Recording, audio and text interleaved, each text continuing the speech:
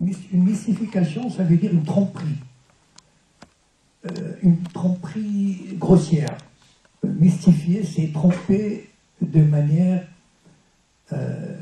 grossière, de manière cynique, et ça s'applique très bien à ce qui va suivre. Pourquoi? Parce que, en fait, la première tromperie, la première mystification, c'est de croire ou de faire croire que le retour du peuple juif en Palestine est un fait légitime et qui s'inscrit dans l'histoire et l'évolution du peuple juif. Or, rien n'est plus faux. Pourquoi? Parce que peut-être certains d'entre vous ont déjà lu le livre de Shlomo Sand, qui raconte comment ça a été monté de toutes pièces, cette histoire d'une nation juive qui aurait été exilée après la destruction du temple en l'an 70 après Jésus-Christ, et qui a été dispersée à travers le monde, et qui a une légitimité à retourner sur la terre ancestrale. Bon, d'abord, Shlomo Sand a montré qu'il n'y a jamais eu d'exil, d'une part, et deuxièmement, les Juifs, moi je viens du Maroc, comme peut-être beaucoup le savent, et nous, les Juifs marocains, enfin, il y avait des Amaziques, des Berbères, d'origine espagnole, portugaise, etc. Nous n'avons absolument rien à voir avec les Juifs de Pologne ou de Russie, ou enfin bon. Donc il n'y a pas du tout la notion de peuple qui a gardé son identité pour pouvoir retourner un jour sur sa terre est complètement fallacieuse, montée de toutes pièces. Pourquoi? Parce que au XIXe siècle, il y avait la doctrine, les doctrines nationalistes étaient en vogue en Europe. Le nationalisme était une idéologie qui avait le vent en poupe. C'était le développement des nationalismes, que ce soit en Autriche-Hongrie, etc., l'unité allemande, l'unité italienne. Et donc il y avait des penseurs, des historiens juifs allemands, complètement athées, qui, dans le cadre de la redécouverte de ce nationalisme, ont refait l'histoire du peuple juif en lui donnant un caractère national. C'est-à-dire, voilà, c'était un peuple organisé, qui avait un État, et qui s'est dispersé, et qui en fait retourne chez lui. Donc c'était vraiment une construction fallacieuse.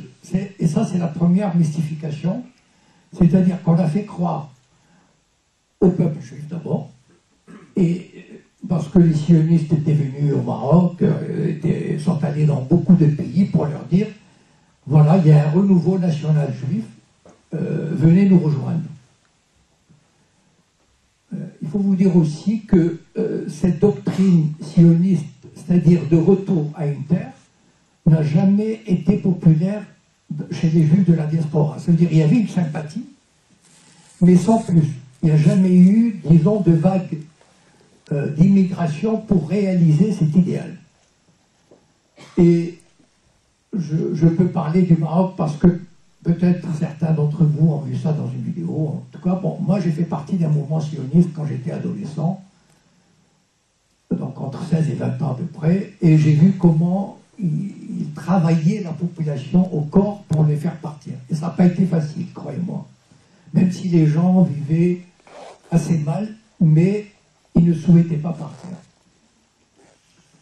Alors, la deuxième mystification, je prends des dates clés comme ça pour montrer un peu comment le régime sioniste a réussi d'abord à s'établir, à se développer, à se renforcer, tout en maintenant une espèce de mythologie de peuple pacifique qui retourne sur sa terre et qui a envie juste qui a besoin d'une petite terre pour vivre en sécurité et en paix. 1948, c'est le nettoyage ethnique de la Palestine, c'est-à-dire 95% de la population palestinienne forcée à partir, et à peu près 95% des villages palestiniens, c'est-à-dire inclus les mosquées, les églises, les fermes, les vergers, tout a été détruit. Comment dire? Détruit, éradiqué. C'est-à-dire que pour ceux qui vont en Israël, ils remarqueront que c'est un pays neuf, c'est-à-dire où il n'y avait rien.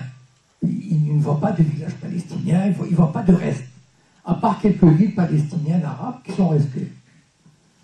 Et les gens s'extasient, ils disent, alors là, il n'y avait rien sur ces terres, tout ce que vous avez fait, c'est extraordinaire. Le cynisme sioniste est sans égal, je crois, de ce point de vue. Et vous savez, le nettoyage ethnique a été une décision mûrement réfléchie qui a été prise dès les années 30. Ben Gurion en parlait déjà en 1937-38. Donc c'était pas, comment dire, une folie meurtrière suite à une guerre, ça a été quelque chose de prémédité et d'organisé. Et d'ailleurs, les premiers massacres comme Der Yassin, etc., ont commencé bien avant la déclaration d'indépendance, et la guerre officielle entre Israël et les pays arabes ou avec les Palestiniens. Et donc, les sionistes avaient poussé. Vous savez, il y a une chose, il faut que je vous dise quelque chose, c'est que les sionistes sont d'une intelligence remarquable. Moi, j'invite toujours les gens à les étudier, à étudier leurs manœuvres, parce que je crois qu'on n'a jamais fait de mieux en matière de propagande, en matière de subversion, en matière de tromperie. C'est fantastique dans le sens du mal. Ils ont le génie du mal. Vous savez, en 1948, la radio israélienne lançait des appels, pendant qu'on les expulsait, lançait des appels en arabe pour dire aux Palestiniens « Restez, restez, ne partez pas ».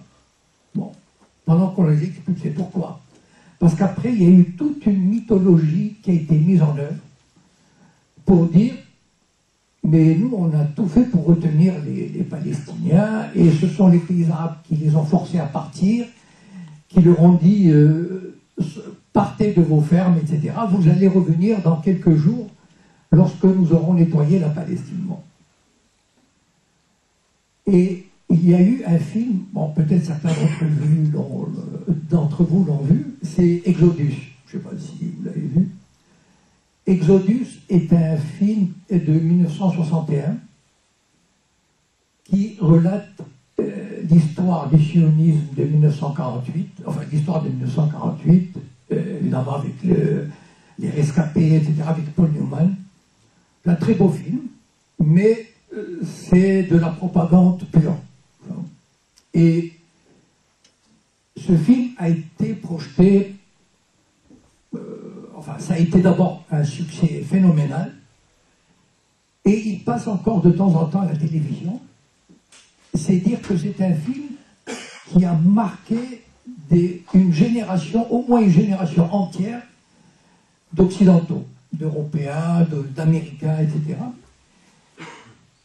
On n'avait pas besoin de faire de la propagande, puisque ce film, avec Paul Newman, est un très beau film, nous montrait vraiment ces pionniers juifs, sionistes, qui étaient là pour travailler la terre, qui voulaient la paix avec les voisins, et qui ne rêvaient que de coexistence pacifique, et puis ces Arabes, ces fourbes, qui ne les ont pas laissés en paix, qui les attaquaient toujours traîtreusement. Vous savez que c'est comme l'histoire des Indiens et des cow-boys. C'est exactement la même chose. Voilà. C'est-à-dire que le colonisateur qui gagne, parce que l'histoire est écrite par les vainqueurs, donc le colonisateur qui gagne, et il écrit l'histoire à sa manière. Voilà. Et ce film a fait a fait un travail fabuleux pour les sionistes, parce qu'il a introduit dans l'esprit de toute une génération. Les gens se demandent, mais comment ça se fait, comment on peut penser des choses comme ça sur... je reviendrai après avec les Sayanim, mais pour le moment, je veux montrer certaines mystifications. Comment ça se fait qu'on n'a pas réalisé à l'époque? Mais voilà que il y avait des événements pareils qui ont suffi à façonner l'esprit des gens. Bon, ça commence à changer, bien sûr, depuis quelques années. Mais imaginez, bon, il y a eu probablement d'autres films qui ne me viennent pas à l'esprit, mais celui-là était vraiment très marquant. Et ça a continué, il y a une autre mystification qui est extraordinaire, c'est 1967. Bon, en général, vous êtes la plupart ici, vous êtes plutôt jeunes, et donc vous ne savez pas à quel point la guerre de 67 a été une manipulation fantastique de l'opinion publique mondiale. Cette guerre a été préparée minutieusement pendant des années. On le sait maintenant. C'est-à-dire, enfin, il y avait des réseaux d'espionnage en Égypte. Je ne sais pas si vous avez vu si vous avez entendu parler de ce documentaire qui est passé sur Arte il y a quelque temps, d'un Israélien qu'on a fait passer pour un Allemand et qui a ouvert une école de chevaux, enfin un manège de chevaux, etc., au Caire, et qui recevait les officiers supérieurs, la bourgeoisie, etc., et qui a réussi à collecter des informations absolument fantastiques pour Israël. Il y avait aussi l'espion Eli Cohen qu'on a envoyé en Syrie et qui avait réussi à avoir tous les plans de la défense du Golan, les hauteurs du Golan. Donc c'était une préparation. D'ailleurs, les chefs de sécurité, les chefs militaires israéliens le reconnaissent eux-mêmes que cette guerre a été minutieusement préparée. Et Nasser est tombé dans un piège. C'est-à-dire que, bon, on a fait monter la tension. Bon, je ne vais pas revenir sur le fait de ces tensions. C'est-à-dire qu'il y a eu une tension autour du port d'Eilat, autour du golfe d'Aqaba, sur la circulation, autour de la force de l'ONU qui était stationnée sur le Sinaï, et on cherchait une solution pacifique. Et De Gaulle avait dit, le premier pays qui attaquera sera considéré comme agresseur. Et Israël a attaqué, détruisant l'aviation égyptienne en quelques heures, s'emparant du Sinaï, du Golan, de la Cisjordanie, en quelques jours, on l'appelle la guerre des 6 jours. Mais la mystification réside en ceci, c'est que cette guerre a été présentée en France, par exemple, comme la guerre de survie du peuple juif. Et il y a eu un élan. On a tellement bien fait les choses que, moi je me souviens, à Paris, même Jean-Paul Sartre, Simon de Beauvoir, ils montent, enfin, je veux dire, ça paraît incroyable aujourd'hui, sont descendus dans la rue pour défendre ce petit État qu'on allait égorger. Et il y a une hystérie.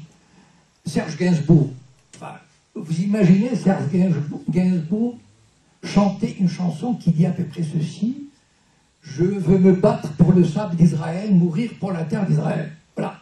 Enfin, pour vous dire à quel point les esprits ont été manipulés, c'est absolument ahurissant. Et il y a eu même un début de formation de brigades internationales, comme pour l'Espagne en 1936, c'est-à-dire des brigades qui allaient combattre avec l'État sioniste, avec l'État d'Israël, menacé de disparition. Un nouvel holocauste, enfin, c'est affolant. Et non seulement Israël a conquis le Sinaï, Jérusalem. À Jérusalem, en quelques jours, ils ont expulsé des milliers d'habitants autour de Jérusalem pour s'emparer. Après, ils continueront à expulser. Mais l'Occident était aveugle. La gauche était aveugle. Tout le monde était aveugle. Je vous dirai pourquoi dans la seconde partie. Mais pour le moment, et pour ceux peut-être qui connaissent un peu l'histoire, ou qui ont entendu parler, de 1967 à peu près à 77, 78, il y a eu des milliers, des dizaines de milliers d'Européens qui allaient passer 1 mois, 6 mois, 1 an dans un kibbutz. Ils travaillaient bénévolement, Ils travaillaient, hein, 8 heures par jour. Ils dormaient sur un lit de camp. Ils mangeaient des œufs durs. Enfin, la bouffe dans le kibbutz est horrible. Enfin, je peux vous le dire. Hein. C'est du poulet de batterie, des œufs durs, du fromage blanc, etc. Et ils étaient heureux. Pour eux, c'était un voyage spirituel, c'est-à-dire de communion, enfin, c'est un peu comme les hippies qui allaient en Inde. Voilà. Et donc, et à l'époque, on disait, donc voilà une armée d'occupation, d'accord? Une armée d'occupation Cisjordanie, etc. Et tous les moyens d'information, enfin je me souviens, comme c'était hier, Le Monde écrivant, oh, c'est pas du tout une occupation, c'est pas du tout comme en Allemagne. À la limite, on aurait cru que les Israéliens étaient allés avec des tanks, bon, mais ils auraient pu aller en 2 chevaux ou en bicyclette. Ils étaient allés pour répandre la bonne parole, comme des coopérants, voilà. Et c'est assez ahurissant, c'est fantastique quand on y pense, comment on a manipulé l'opinion publique pour mystifier, enfin, on a mystifié, vous savez, c'est un peu, vous connaissez le jeu des trucs là, des 3 machins là, voilà, on dit, choisissez la carte sur les 3 là, comment ça s'appelle déjà, le ponto, voilà. Ils ont mystifié le monde entier, bon, avec la complicité du monde entier, je reviendrai, mais bon. Et donc, voilà Israël qui occupe des territoires. Et au début, disons, les Palestiniens ont mis 10 à 15 ans à peu près à sortir de leur torpeur. Ils étaient totalement assommés. Et, alors, n'oubliez pas une chose, c'est que dans l'opinion publique occidentale, l'occupation, quelle occupation, enfin, à part quelques illuminés, comme Roger Garaudy, ou enfin, des types comme ça, je veux dire, ou Maxime Rodinson, je ne sais pas si quelqu'un a entendu parler. Moi, je me souviens, enfin, c'était un des rares intellectuels dans les années 60 à parler d'occupation, etc. Il était considéré comme fou, comme cinglé. Et donc, voilà, la première intifada arrive, de 87 à 90, 3 ans d'un combat de gamins contre une des armées les plus puissantes du monde. Et l'armée la plus puissante du monde n'arrive pas à bout de ces gamins qui leur jettent des pierres. Ils avaient beau leur massacrer les os. Vous savez, quand on dit Rabin est un homme de paix, moi ça me fait rigoler, parce que je vous dirai pourquoi. Il était ministre de la Défense, il avait ordonné à ses soldats de briser, au sens propre, pas au sens figuré, hein, de briser les os des gamins qui jetaient des pierres. Bon, si vous avez le cœur assez solide, vous pouvez regarder des vidéos, c'est insoutenable. C'est insoutenable. Bon. Sauf que c'est ça le génie sioniste, encore une fois, il faut le reconnaître, le génie du mal, mais le génie quand même. Qu'est-ce qu'ils ont fait? Qu'est-ce qu'ils se sont dit? Bon, et là, Israël réapparaissait comme le pays occupant. Là, c'était vraiment c'est pendant 3 ans quand même, les reportages, et la situation devenait intenable. Et l'on arrive à la mystification des accords d'Oslo. Et donc, Rabin se dit, bon, il faut trouver une solution. Évidemment, pour eux, il n'était pas question, enfin, si des Palestiniens, enfin, s'il y a des Palestiniens ici, enfin, je me souviens à Rabat, quand j'étais pour la semaine de l'apartheid, il y avait une conseillère de l'ambassade de Palestine qui était assise dans la salle, et qui était complètement mortifiée par ce que je disais, parce que ça me fait mal au cœur de penser que des Palestiniens se laissent manipuler de cette façon-là par les sionistes. Les accords d'Oslo, c'est quoi? Donc, il n'était pas question pour Israël de donner un État. Vous savez, en 67, il y a eu, et encore juste une parenthèse, ne croyez jamais quand on vous parle de sionistes de gauche ou de sionistes de droite, ou d'Israéliens de gauche ou d'Israël.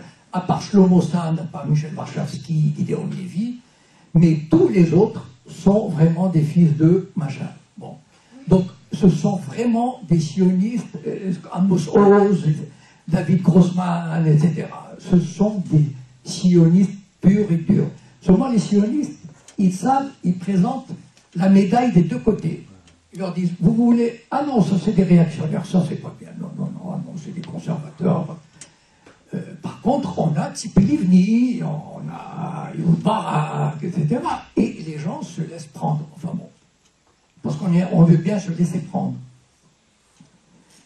Et donc, en 67, il y a eu une espèce, il faut savoir, une espèce de mouvement mystique, quasi mystique, de retour à la terre. C'est-à-dire que pour les Israéliens qui étaient athées, enfin, à l'époque, les pionniers, les sionistes étaient tous athées. Enfin, en général, pour eux, la Torah, c'est juste un prétexte. Mais en fait, ils étaient vraiment anti-religieux. Et tout à coup, parce que la vraie terre promise, c'est pas Tel Aviv, c'est pas Netanya, etc. C'est la partie de Cisjordanie. C'est Naplouse, que les Israéliens appellent Shrem. C'est Hebron, là où il y a le caveau des patriarches, etc. Et pour eux, ça a été une espèce de presque message divin. Et même la gauche, enfin, je suis désolé de le dire, mais enfin, même à Shomer Hatzaïr, enfin, soi-disant, qui passe pour le mouvement de jeunesse, machin, ils ont été pris dans cet engrenage de messianisme. On a enfin retrouvé notre terre. Et ils ne pouvaient pas, c'était devenu une espèce, un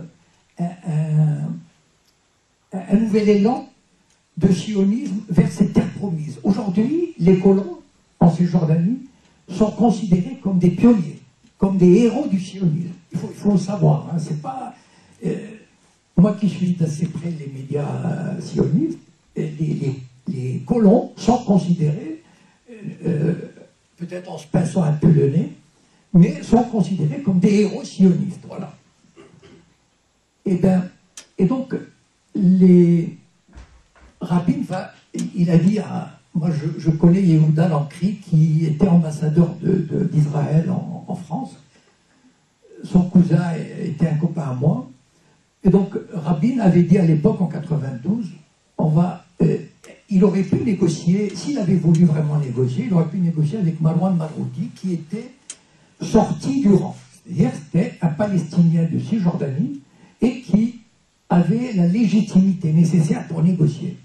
Et puis il y avait quelque part en Tunisie un homme politique complètement oublié, c'est Arafat, Yasser Arafat, qui ne jouait aucun rôle politique depuis une dizaine d'années. Il se morfondait en Tunisie et Rabin a dit on va le sortir de son trou et il va faire ce qu'on lui dira de faire. Et c'est exactement ce qui s'est passé. Il a sorti du trou et il a négocié. C'est-à-dire, il a négocié. Il lui a dit, voilà, je veux 60% sur la Cisjordanie. C'est ce qu'on appelle le territoire C. Souveraineté totale. Arafat a dit, d'accord. Je veux 30% souveraineté mitigée, d'accord. Rien sur Jérusalem, d'accord. Rien sur l'indépendance, d'accord. Il a tout signé, il a tout avalé, il a avalé toutes les couleuvres. Pourquoi? Ce n'est pas une question de trahison, c'est une question, un homme politique de cette envergure, l'important pour lui est la place qu'il laisse dans l'histoire. Et donc, bien sûr, il se considérait comme un guerriero palestinien, etc. Mais il préfère se mettre en avant, même au détriment de la cause palestinienne, plutôt que de se morfondre et d'être oublié par l'histoire, d'être dépassé. Et c'est ça, c'est ça le malheur du peuple palestinien, c'est d'être gouverné, comme dans tous les pays arabes, d'être gouverné par des autocrates qui n'ont aucune légitimité populaire. Et donc, à la limite, Arafat aurait pu, au bout de 2 ans, ou 3 ans comprendre qu'il est le dindon de la farce. Parce que la mystification, c'est quoi? Écoutez, j'ai dit à Rabat un truc qui les a fait se marrer, parce que je leur ai dit, vous avez tous le bac ici, n'est-ce pas? Alors ils ont rigolé, bien sûr, mais enfin je leur ai dit, voilà. Comment on peut imaginer qu'une négociation israélo-palestinienne dure 21 ans? Essayez, enfin, imaginez qu'aujourd'hui on se réunisse et on leur dit, bon, on va signer un accord en 2035. Donc, mais ça, il faut 6 mois pour trouver un accord. 6 mois. Entre l'Égypte et Israël, il a fallu 6 mois de négociation pour faire la paix. Et ça a été très très difficile pour Israël d'abandonner le Sinaï. Excessivement difficile. Eh bien, parce qu'ils avaient une ville de 10 000 habitants à l'époque dans le Sinaï, Yamit. Et vous savez ce qu'ils ont fait, les Israéliens, en quittant le Sinaï? Ils ont dynamité Yamit maison par maison. Ce sont des êtres incapables de ne pas détruire. C'est-à-dire, pour eux, il n'était pas question de laisser une ville à d'autres. Voilà, on a construit cette ville, et bien on va la détruire. Tout, canalisation. Enfin, on peut voir les ruines de Yamit dans le Sinaï, une ville de 10 000 habitants. Et donc, voilà une mystification qui se poursuit sous nos yeux. C'est-à-dire, il y a une espèce de fiction d'un État palestinien.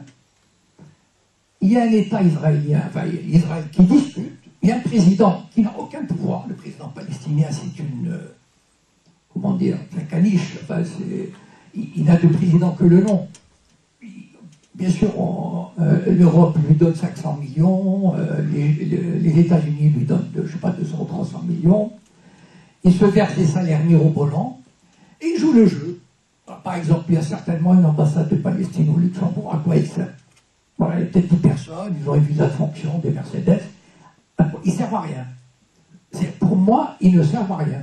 C'est-à-dire qu'ils servent à jouer, à donner l'illusion d'un État palestinien. Et c'est ça qui est triste à mourir, parce que de toutes les façons, enfin, cette fiction ne durera pas.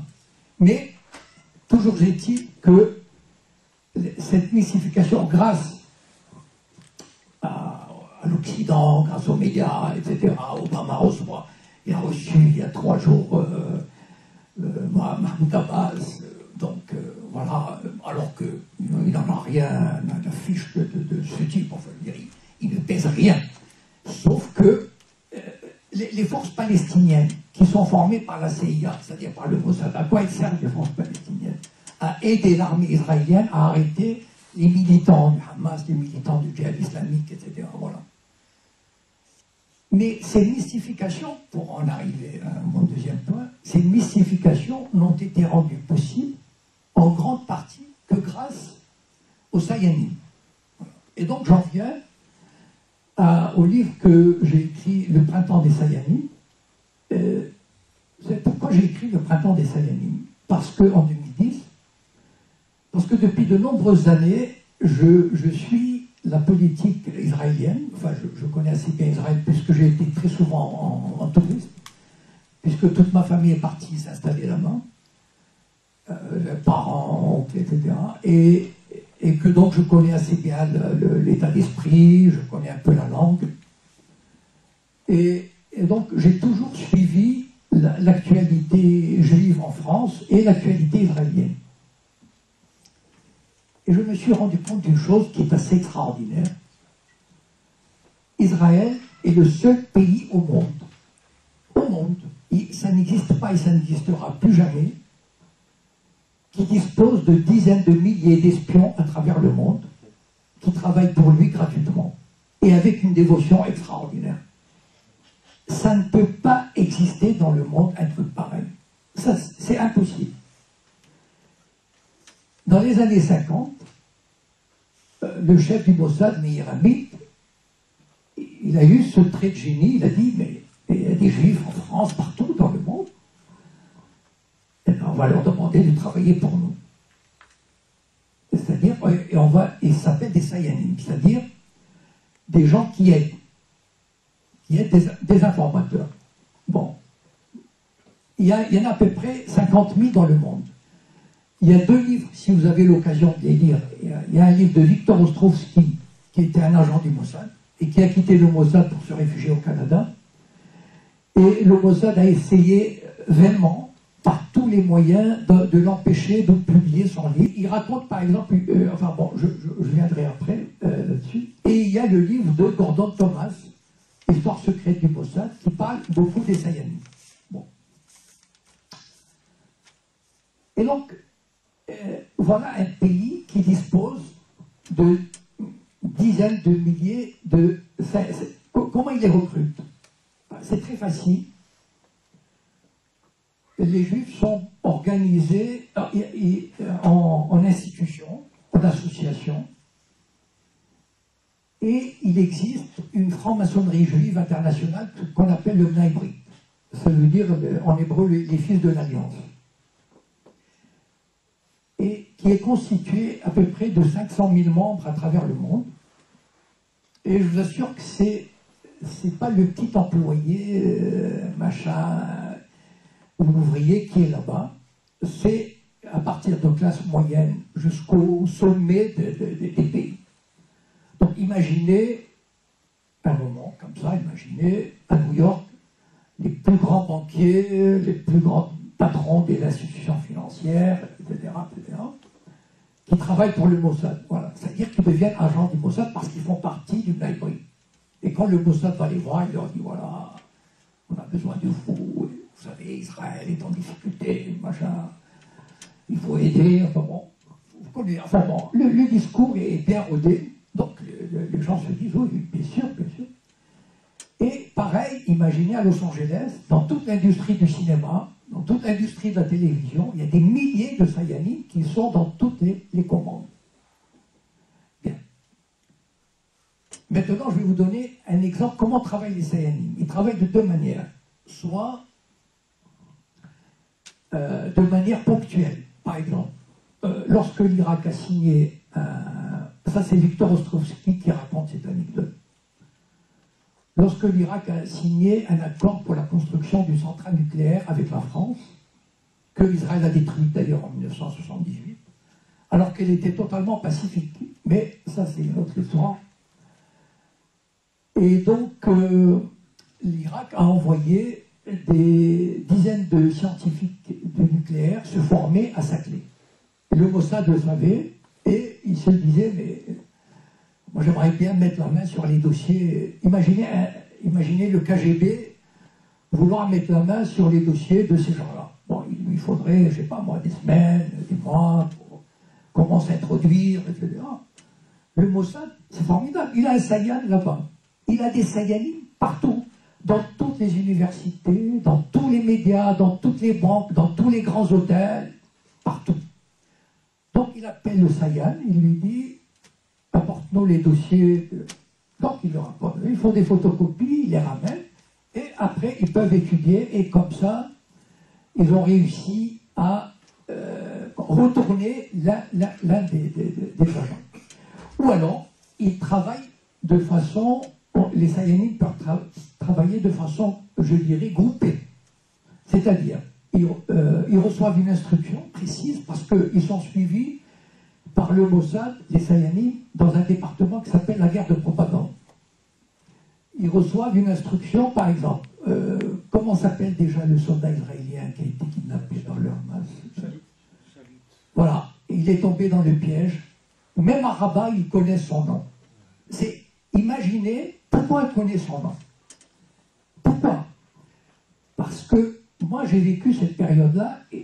À l'époque, je n'avais pas Facebook, je n'étais pas connu, et je n'avais pas les moyens d'écrire.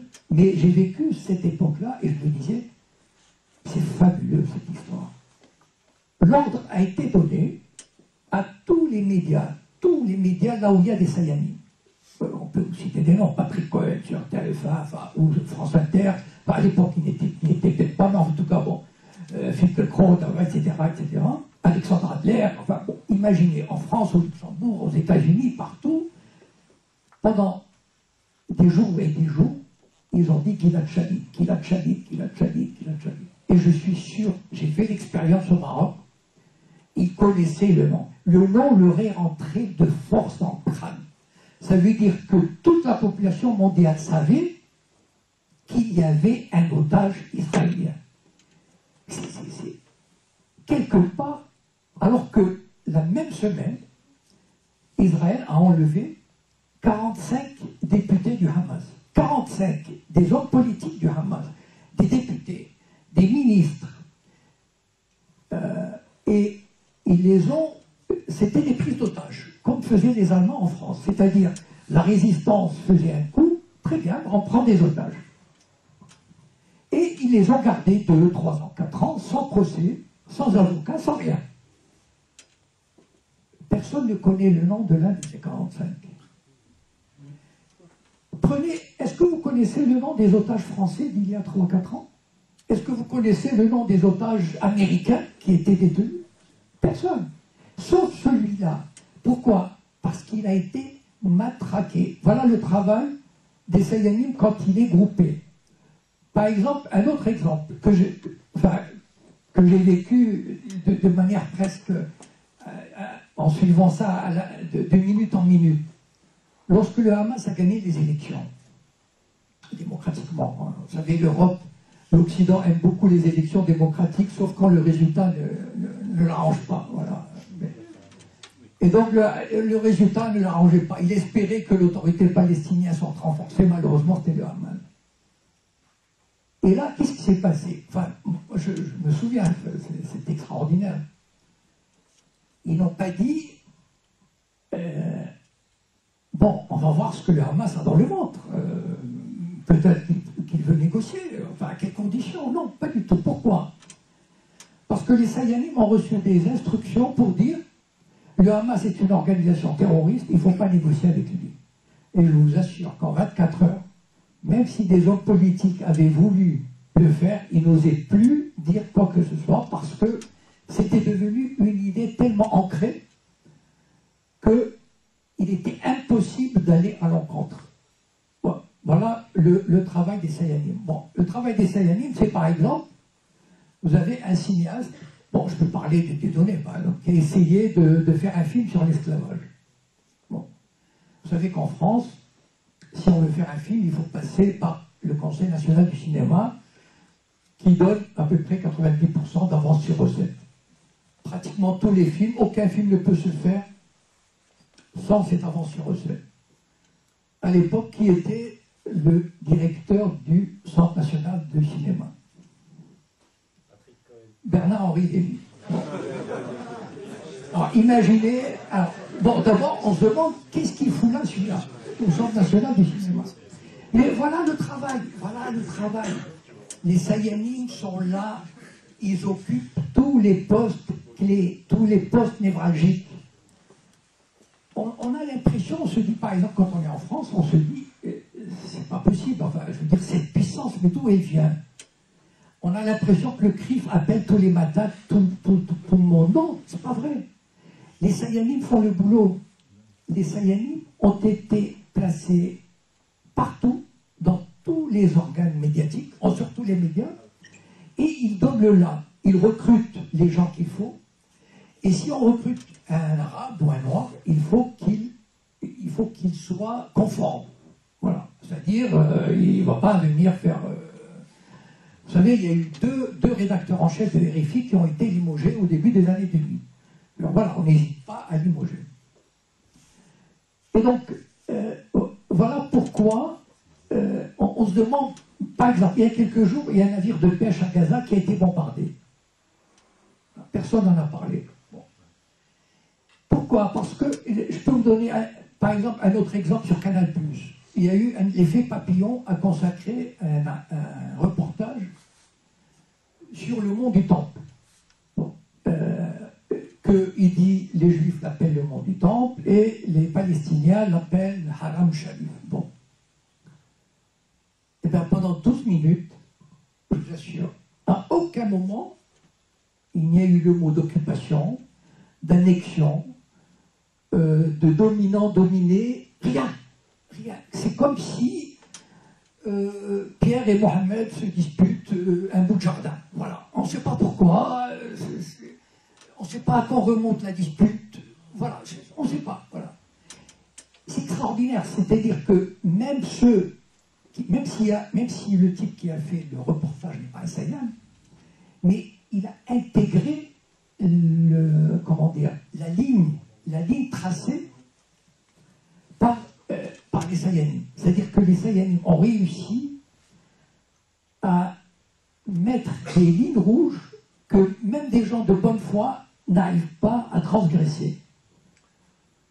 Et là, je reviens à ce que je vous disais tout à l'heure avant de prendre la parole. Ce qui est terrible, c'est que même des organisations palestiniennes ont intégré ces lignes rouges. Elles n'arrivent pas à les dépasser. Elles n'arrivent pas à comprendre que lutter contre le sionisme en France ou au Luxembourg, revient à lutter d'abord contre le lobby qui défend Israël. Si on ne le fait pas, ça n'arrive à rien. Et là, j'ai quelques exemples. Lorsque j'ai écrit Le Printemps des Sayanim, je vais peut-être vous surprendre, mais enfin peut-être certains ne seront pas tellement surpris.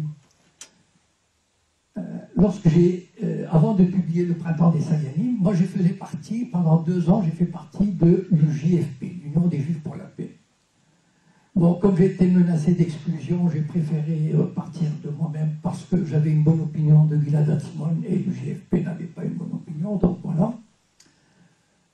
Et donc à l'époque, j'ai assisté à une réunion où il y avait une journaliste de l'Humanité. Entre parenthèses, l'UMA elle avait une dette de 4 millions d'euros vis-à-vis du gouvernement, et le gouvernement l'a effacée, c'était il y a 2-3 semaines. Ceci peut expliquer cela. C'est-à-dire, donc il y avait une journaliste de l'Humanité, une dame de 50 ans, voilà, une juive, enfin par le nom, et donc je lui dis, voilà, madame, j'ai Le Printemps des Sayanim qui sort dans un mois, voilà de quoi il s'agit. Ah, elle m'a dit, ah, mais c'est extraordinaire. Ah, mais c'est très très bien.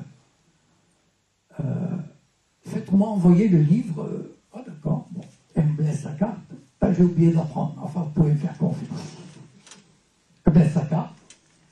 Et puis, bon, j'attends, et puis rien qui arrive. Il dit, c'est pas possible. Enfin bon, j'envoie un SMS. Enfin, j'appelle, je laisse des messages. Rien du tout.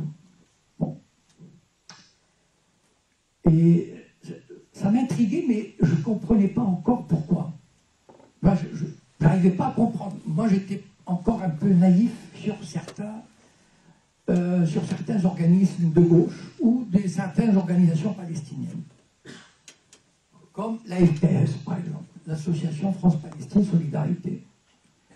Cette association qui reçoit, entre parenthèses, 140 000 € de subventions par an, et moi qui croyais naïvement que cette association serait contente d'apprendre que le Printemps des Sayanim existe, c'est-à-dire que voilà, comment les sionistes fonctionnent, comment le Mossad fonctionne, quelle est la manière de procéder pour leur propagande, etc. J'envoie des mails à toutes les associations, ils en ont à peu près 70 dans toute la France. Silence total. Bon. Et quelques mois plus tard, je suis allé à Lille, à Brive, quelques villes, et les associations locales ont proposé à la FPS de s'associer pour me recevoir. La FPS a dit, Jacob Cohen, pas question. Bon. Et j'ai commencé à comprendre. Les Sayanim, quand on parle des Sayanim, il y a immédiatement une référence qui vient à l'esprit et qui est le complot juif mondial. Et c'est vrai d'ailleurs, après tout, c'est un complot. C'est-à-dire que les juifs sionistes, sont organisés de manière à travailler pour le Mossad au service d'Israël. Voilà. Donc c'est une réalité. Elle est là, il y a des preuves, il y a des témoignages. Sauf que l'AFPS, comme l'Humanité, comme le JFP, ils avaient la trouille. Ils ont la trouille. la trouille d'être taxé d'antisémite. Vous savez, c'est la terreur. Être taxé d'antisémite, c'est quasiment, enfin, c'est comme si on attrapait le choléra. Et c'est comme ça, par exemple, que Sora, Dieudonné, on les a diabolisés parce que on leur a collé cette étiquette infamante. Et si on avait collé cette étiquette à la FPS, elle ne s'en sortait pas. Elle devenait indésirable, elle devenait intouchable. C'est comme si elle avait la lèpre. Et c'est ça qui est terrible, c'est-à-dire que des organisations pro-palestiniennes, et d'ailleurs quelqu'un me l'a confirmé, je ne citerai pas la région, mais un ancien étudiant à moi à la fac de Casa, m'a contacté il y a 1 an et demi à peu près, et il m'a dit, Jacob, je te retrouve dans... Je fais des recherches, il était président de la FPS de sa région, et il m'a dit, enfin bon, il a reconnu que j'étais un indésirable, voilà. Il n'a pas voulu m'expliquer, mais j'ai compris comment on était copains, j'ai pas voulu le mettre dans l'embarras, etc. Donc, voilà le travail, le travail des Sayanim, c'est quoi? Par exemple, prenons France Culture, qui est truffé de Sayanim. Truffé, c'est vraiment le mot. Elle est gangrénée de sionistes, de Sayanim. Alexandre Adler, Laura Adler, etc. Finkielkraut, enfin. Et je vais vous raconter une anecdote c'est incroyable. Il y a quelques mois, il y a eu une exposition de photos au musée du jeu de paume, d'une photographe palestinienne. Sur les 30 photos, alors, ils ont trouvé, les sionistes, ils ont trouvé une photo représentant un martyr, c'est-à-dire un mec habillé, avec le manteau vert, etc. Et là, ils ont lancé leur machine. C'est terrible, la machine de propagande du lobby, elle est terrifiante. Ils ont dit, c'est une exposition qui favorise la haine des Juifs, la haine d'Israël, et donc l'antisémitisme, etc. Et ça a été repris, ils ont écrit au ministre. La ministre a dit, je suis désolé, mais j'y peux rien, etc. Il y a eu des manifs. Et un jour, je tombe sur un lien sur Internet.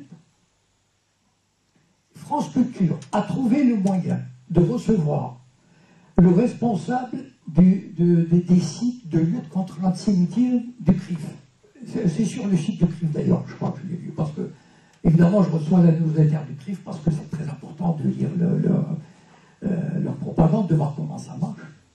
Et bien, France Culture a reçu le responsable de la lutte contre l'antisémitisme, et ce responsable lui a expliqué pourquoi cette exposition était malvenue, etc. Même une exposition photo, pour les sionistes, c'est insupportable. Et c'est ça le travail. Par exemple, vous savez, vous le savez peut-être pas, moi j'ai été franc-maçon pendant 17 ans. J'ai quitté en 2007. En 2002, voilà le travail des Sayanim. En 2002, on m'a approché, au Grand Orient de France, des juifs francs-maçons, et ils m'ont dit, ils ont vu Jacob Cohen, donc évidemment, c'est dans la poche. Ils m'ont dit, mon frère, on va créer une loge judéo-sioniste, comme ça, texto, judéo-sioniste, pour défendre Israël. Comment ils défendent? D'abord parce qu'ils font des planches, c'est-à-dire des conférences. Là, ils organisent chaque année un voyage en Israël. Bon, vous imaginez le voyage qu'on peut faire en Israël encadré par ces gens-là. Mais c'est ça la propagande, ça veut dire qu'il faut occuper le terrain partout. Et bien voilà, même chez les francs-maçons, partout où ils peuvent, vous savez, dans le roman Le Printemps des Sayanim, il y a pas mal de personnages qu'on retrouve, et certains que vous ne retrouverez pas, mais j'aimerais vous citer un par exemple. Il y a un député européen, il y a un député français au Parlement européen qui s'appelle François Zimré. Bon, vous pouvez taper sur Internet, Google, François Zimré. Il était imbuvable, tellement il faisait de la propagande pour Israël en tant que député. C'est-à-dire, il harcelait les députés pour qu'ils aillent en Israël pour un voyage d'information, etc. Au point que même le Parti socialiste ne l'avait pas représenté aux élections de 2007 ou je ne sais pas quoi. Il Imaginez, tellement il était, enfin c'était insupportable. Eh bien, Sarkozy l'a nommé ambassadeur de France pour les droits de l'homme. Donc imaginez, et ce type-là, pour moi c'est le parfait Sayan, c'est-à-dire l'agent du Mossad type. Voilà. Eh bien imaginez un ambassadeur de France. Aujourd'hui il est ambassadeur de France au Danemark. Et vous savez que tout ambassadeur reçoit des télégrammes diplomatiques. Voilà comment le Mossad peut être informé d'une grande activité diplomatique qui se passe à travers le monde grâce à cet ambassadeur, par exemple.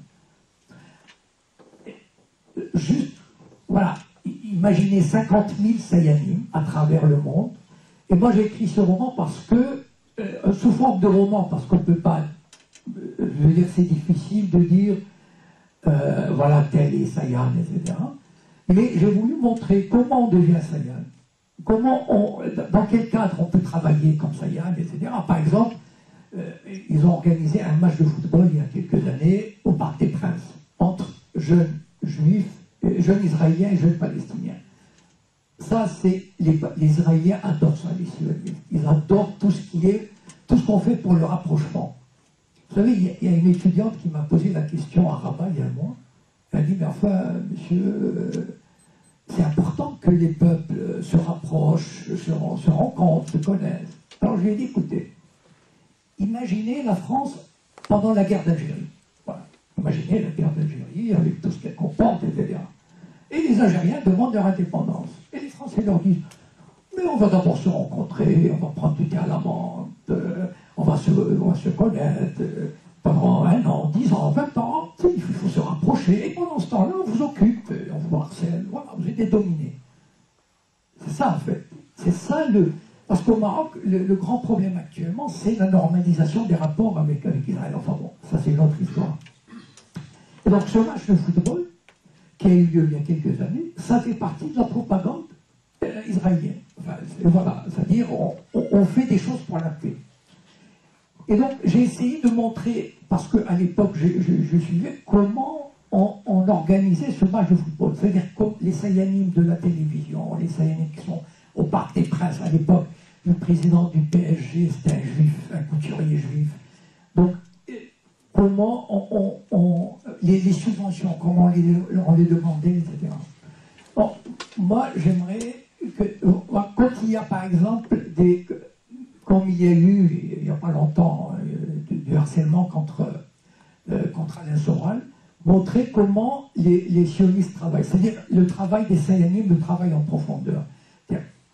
Comme ils sont dans tous les médias, et ils donnent le là, voilà. Et moi j'aimerais, enfin je veux dire pour ceux qui peuvent, c'est de faire de la voilà, une espèce de contre-propagande, une espèce de débusquer un agent et le harceler. En tout cas, il faut comprendre un peu ce qui se passe.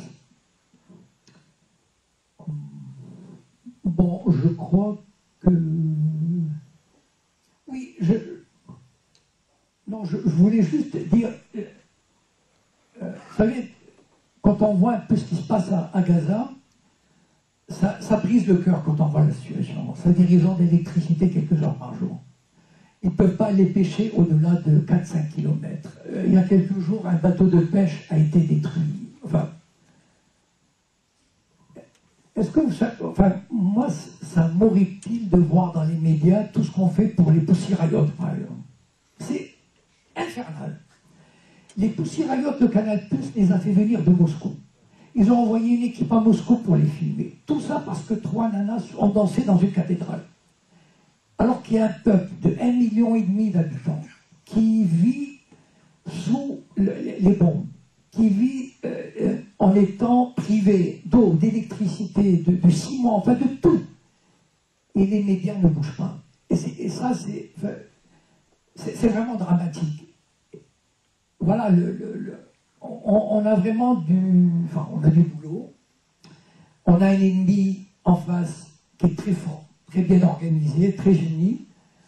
Et nous, malheureusement, enfin bon. Mais, vous savez, j'ai vécu un peu suffisamment pour voir que le vent est en train de tourner. Et donc, je pense que l'espérance est de l'autre côté. Je vous remercie pour votre attention.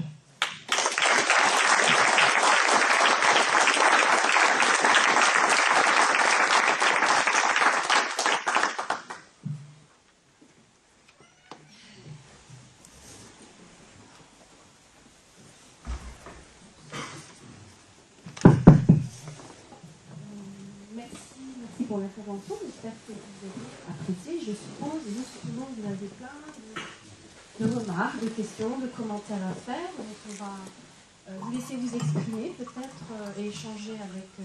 Paul. Bonsoir tout le monde, bonsoir monsieur.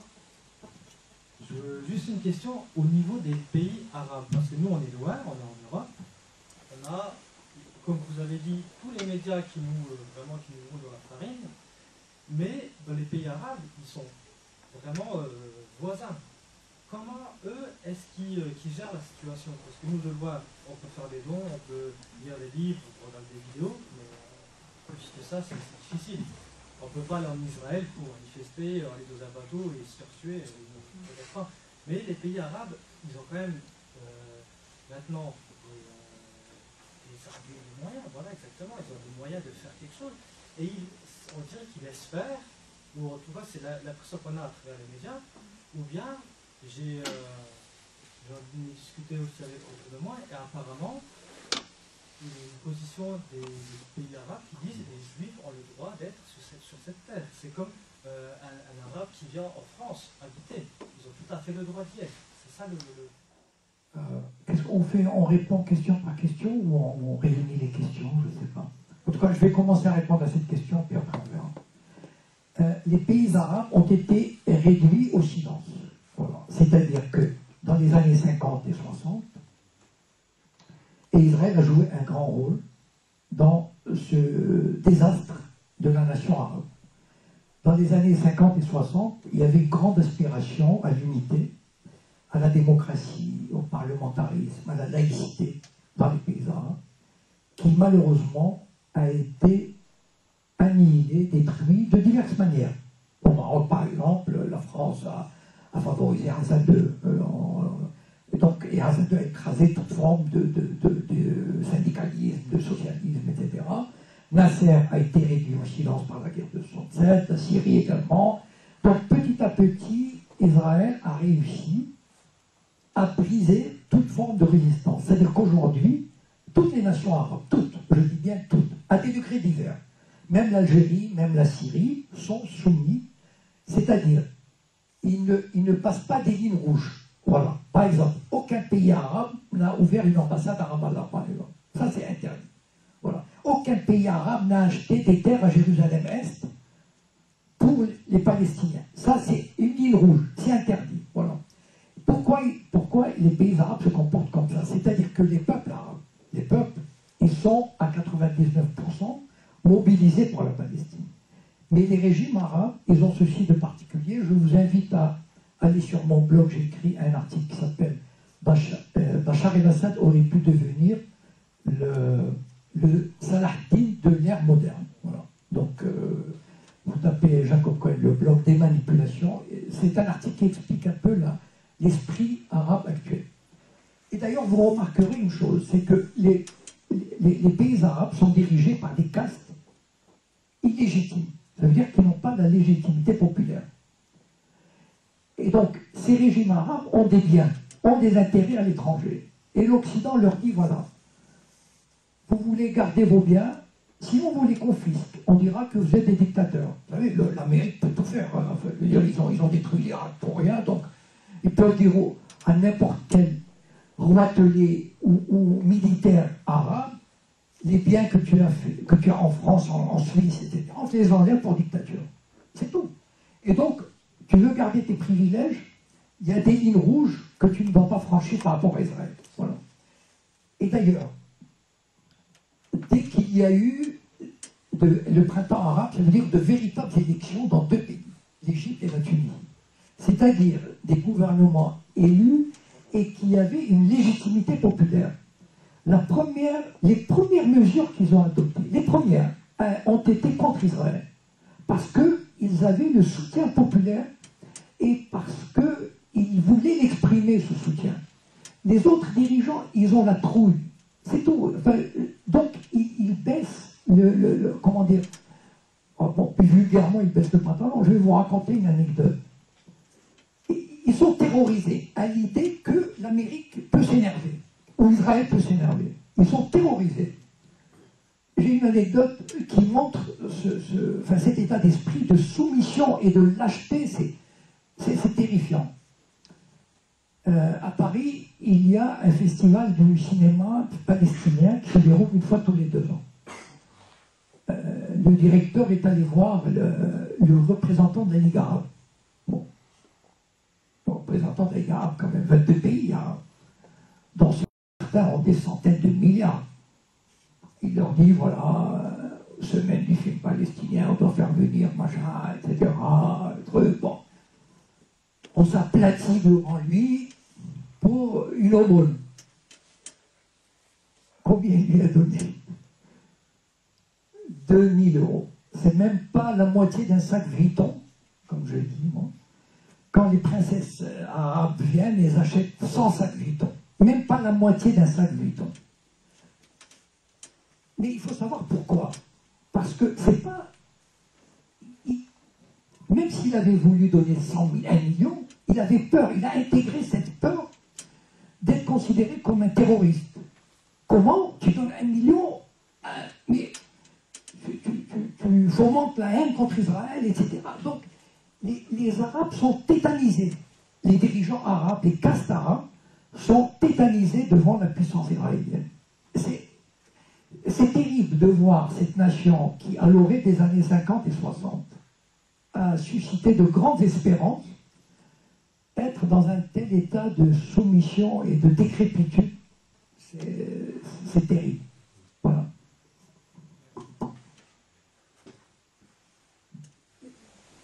Moi j'ai une petite question aussi, j'en profite.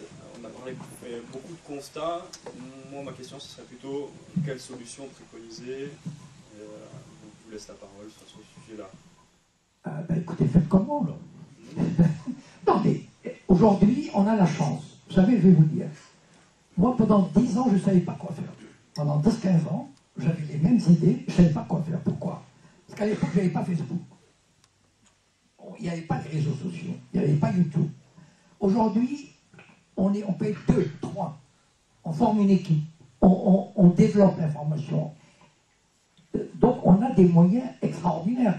Les moyens aujourd'hui, la meilleure façon de combattre, c'est l'information.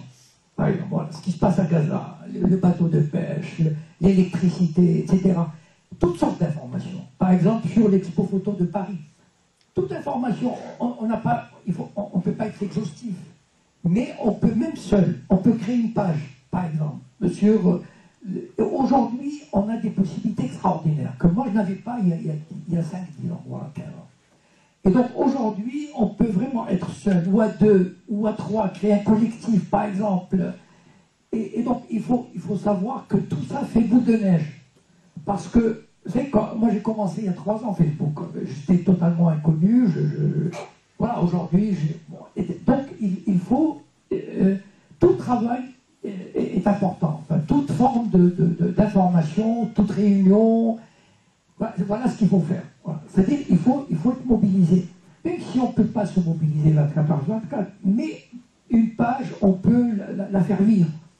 On peut créer des amis à qui on peut distribuer cette page, ces amis vont la distribuer, etc. Voilà, en fait. C'est un travail de fourmi, mais qui paye. Je vous assure, il finit par payer. Voilà. Enfin, ma question, c'était pas tout à fait celle-là. Ah, c'est quoi? Ma question, c'était plutôt le but ultime, c'est-à-dire, est-ce que l'idée, c'est plutôt... Enfin, qu'est-ce qu'on fait d'Israël? La question, c'est celle-là. Alors, écoutez, moi, le combat contre le sionisme, pour moi, en tout cas, dans mon point de vue, c'est un combat qui s'insère dans un combat anti-impérialiste de manière générale.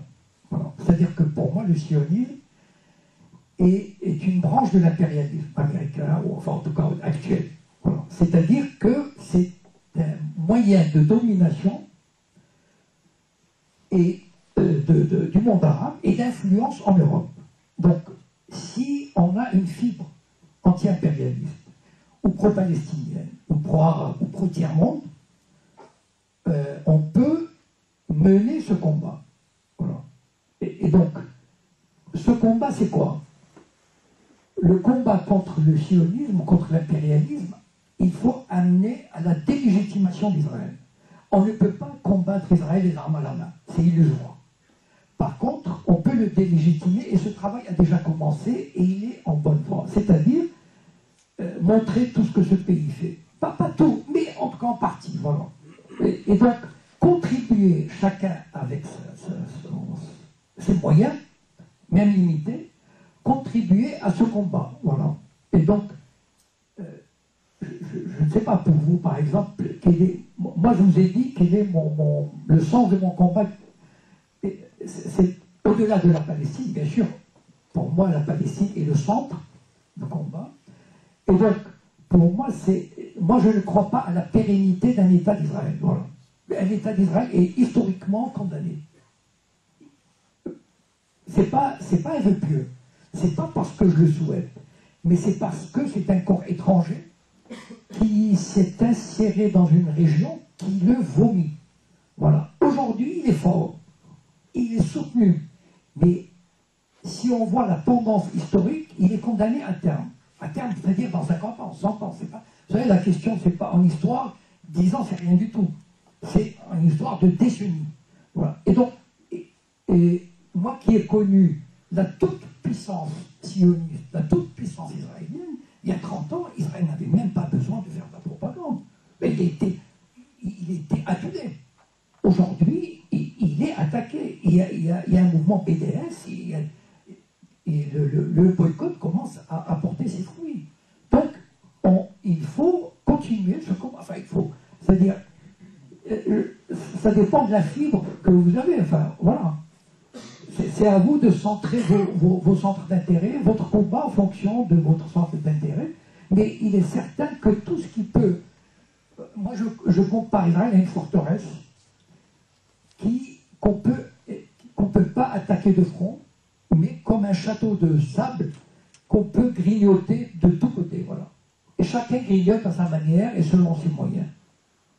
Est-ce que j'ai répondu? Oui, absolument. Un détail près, peut-être, c'est... un détail près. Qu'est-ce qu'on fait avec les habitants de la forteresse une fois qu'elle s'est écroulée? Ah, non, mais moi, je sais ce qui va se passer. Enfin, je sais, j'imagine. Il y a 150 000 Israéliens qui ont pris un passeport allemand ou polonais, parce qu'ils ont eu un grand-parent. Bon, il faut le savoir. Ça veut dire que ce sont des gens malins qui se sont dit, l'Allemagne et la Pologne leur ont dit, bon, vous avez souffert, si vous avez un grand-parent qui était allemand ou polonais, on vous donne la nationalité. Et il y a 150 000 Israéliens qui ont demandé ce passeport. Donc, ils sont prêts à partir. Bon. Le solde migratoire est négatif, il me semble. Non, pas encore. Non. Mais presque. Bon. Et donc, il y a l'Espagne qui veut accorder la nationalité espagnole aux anciens juifs expulsés d'Espagne. Bon.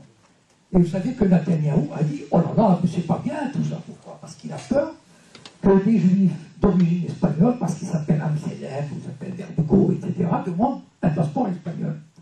Et donc, il y aura certainement un grand nombre de juifs qui partiront. Les religieux ne partiront pas. Des juifs resteront et vivront avec les Palestiniens, comme au Liban, par exemple. Voilà. C'est pas... Il n'y aura pas de drame. Bon, ça ne se fera pas probablement pas avec douceur, mais il y aura certainement une cohabitation. Voilà. C'est dans mon esprit, c'est ça. C'est pas la destruction d'un État pour le remplacer par un autre. Oui. On va peut-être passer en vue d'autres questions et après il y aura... Pardon? Si vous désirez échanger avec l'auteur et demander des cas, je crois qu'il y a une question. En fait, je voulais réagir par rapport à la personne qui parlait sur les gouvernements arabes. Je vais juste raconter à Claude ce qui s'est passé il y a quelques semaines. Je ne sais pas si vous l'avez entendu, M. Cohen. Il y a une coalition de femmes du monde entier qui a voulu se rendre à Gaza. Oui. Donc elles ont ramassé de l'argent, elles ont acheté des lampes, parce que vu qu'à Gaza, il n'y a plus de courant, il n'y a plus d'électricité. Donc elles sont parties de partout du monde et elles se sont rendues il faut savoir que pour aller à Gaza, il n'y a qu'un seul passage, c'est celui de Rafah. On est obligé d'atterrir en Égypte pour pouvoir aller à Gaza. Une fois qu'elles sont parties, une fois qu'elles ont atterri en Égypte, elles ont été bloquées. Impossible d'aller plus loin, impossible de sortir de l'aéroport. Elles ont payé leur visa et elles sont restées bloquées. Elles sont restées bloquées 3 jours.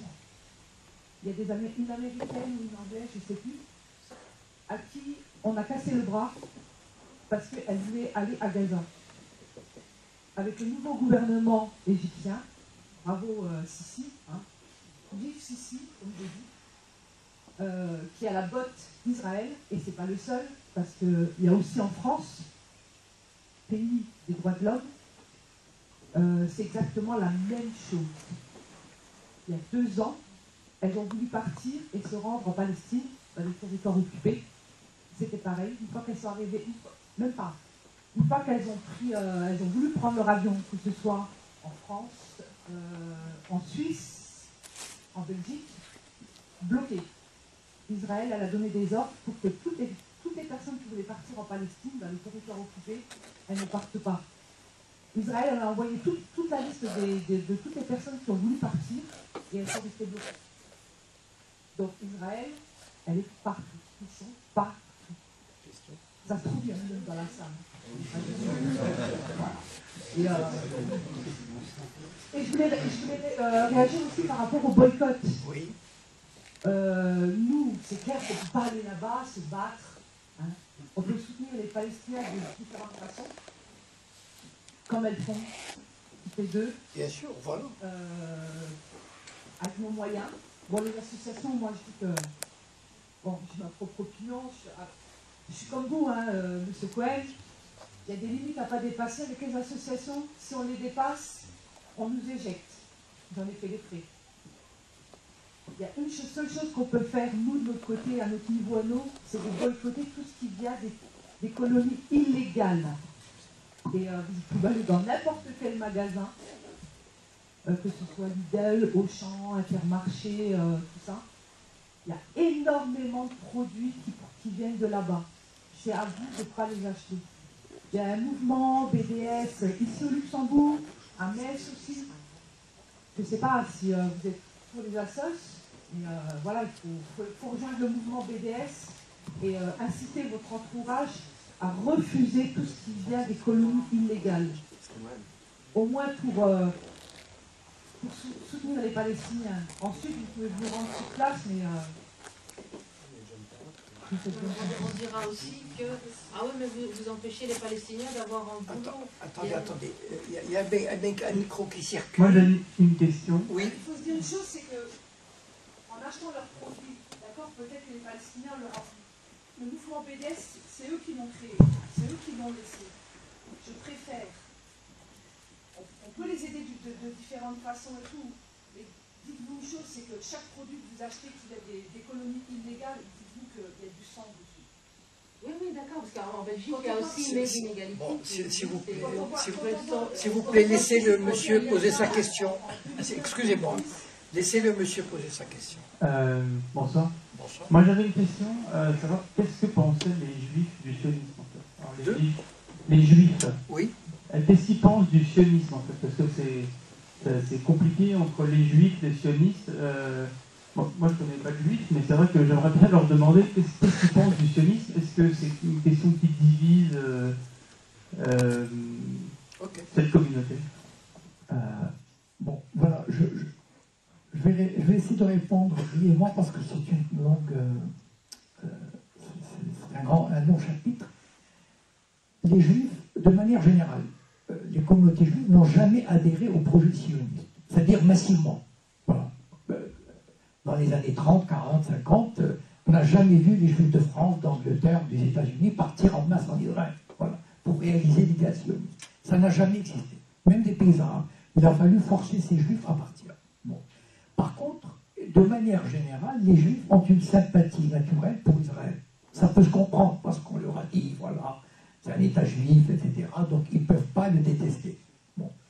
Et par contre, ce qui se passe en ce moment, enfin depuis quelques vingtaine d'années, les institutions sionistes avec l'aide d'Israël font même base sur les communautés juives. C'est-à-dire que pratiquement toutes les institutions, même le rabbinat, vous savez que les religieux juifs, jusqu'en 1948, étaient antisionistes, c'est-à-dire considéraient que la réalisation d'un État dans cette région-là était contraire à la Torah, à la tradition juive.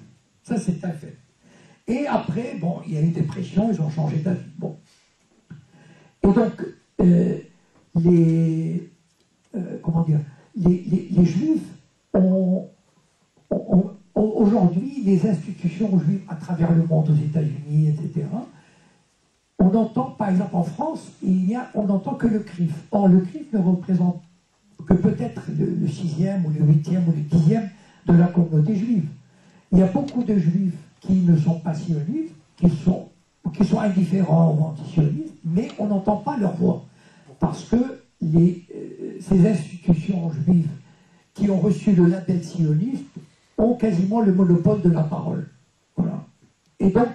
Et c'est pour ça qu'on a l'impression que les juifs ne parlent que d'une seule voix, qui est la voix du CRIF, par exemple, en France, ou ailleurs c'est pareil. Mais ce n'est pas vrai. Voilà. Il y a beaucoup de voix dissidentes, mais malheureusement, on les entend pas. Par contre, pour un juif, un citoyen lambda juif, il faut qu'il fasse un effort énorme pour regarder la réalité israélienne. Parce que les juifs sont, comment dire, de manière générale, ils ont plutôt tendance à intégrer la propagande sioniste. C'est-à-dire, on est un petit pays, on se défend, on fait de mal à personne, etc. Enfin, bon. Et donc, comme ils écoutent aussi, ils suivent les médias juifs, ils tombent dans le panneau, ce qui est naturel. C'est-à-dire, quand il y avait la guerre d'Algérie, 95% des Français étaient pour la guerre d'Algérie. C'est-à-dire, croyaient que la France était là-bas pour faire du bien, etc. C'était son droit. Donc, en fait, c'est vrai que c'est naturel pour un juif d'avoir une sympathie. Voilà.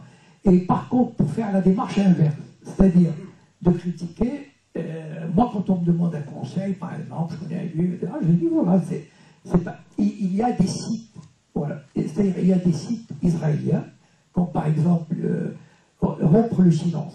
Il y a une organisation qui s'appelle Rompre le silence. Ce sont des anciens soldats et officiers israéliens qui dénoncent les mauvais traitements qu'ils ont infligés, etc. Donc, moi, j'encourage en général les juifs à regarder ce genre de site qui les éveille. Voilà, parce que le juif, comme beaucoup de sites, comme n'importe quel autre citoyen, il est pris dans la propagande. Voilà, il ne sait pas. Oui. Ici. Ah, non, bon, allez-y. Ça fait rien, ça sera vous après. Comme on parle aussi de judaïsme, quand on dit les juifs, après, être juif, après, de quoi est-ce qu'on parle? Est-ce que c'est la croyance en elle-même ou le lien de sang? Parce que si c'est la croyance, il y a également avec la colonie d'Israël une contradiction avec cette croyance qui, normalement, la Torah dit bien que si le peuple juif a été chassé d'Israël, c'est pour revenir, mais après une pénitence, ce serait par exemple, si on parle de la croyance juive, ce serait plutôt c'est à Dieu d'autoriser au peuple de revenir, non par les armes, ni par la violence, ni par l'argent. Donc, quand on parle les Juifs ont une sympathie, il y a une contradiction donc avec leur croyance de Juifs. Ils ne devraient pas avoir de sympathie pour ça.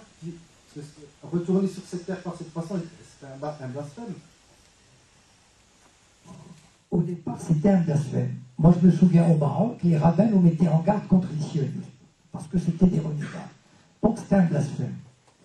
Mais peu à peu, la propagande sioniste a fait en sorte que les Juifs ont fini par adhérer à l'idéologie, ou du moins l'accepter comme telle. Voilà.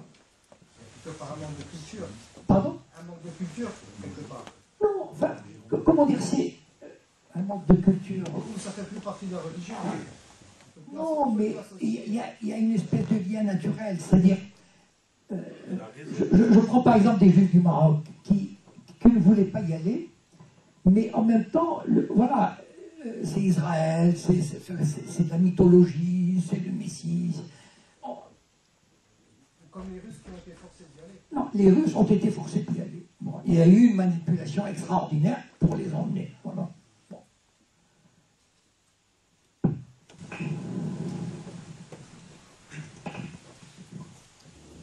J'ai une question, elle est un peu complexe. Je suis désolé, c'est un peu confus, je vais essayer d'être concis.